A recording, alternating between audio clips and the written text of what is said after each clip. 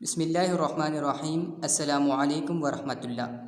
आज की इस वीडियो में हम क्लास 1 की सोली सिंधी में अखरन के तस्वीरन सां मिलायो के मुतालिक पढ़ेंगे। तो शुरू करते हैं।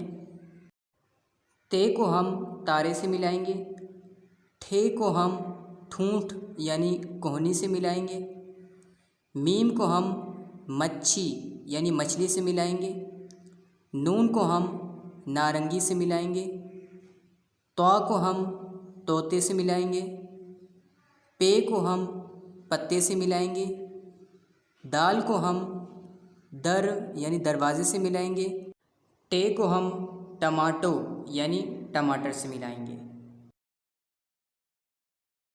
अगले सफ़े पर भी ये काम मौजूद है, तो हम यहाँ भी हरूफों को तस्वीरों से मिलाना शुरू करते हैं। स्वाद को साबुन यानी साबुन से मिलाएंगे, शीन को शीह यानी शेर से मिलाएंगे, ढे को ढगो यानी बैल से मिलाएंगे, जे को जंजीर से मिलाएंगे, काफ को कुक्कुड़ यानी मुर्गे से मिलाएंगे, सीन को सिज यानी सूरज से मिलाएंगे, हे को हथ यानी हाथ से मिलाएंगे, और आखिर में खे को खट यानी चारपाई से मिलाएंगे।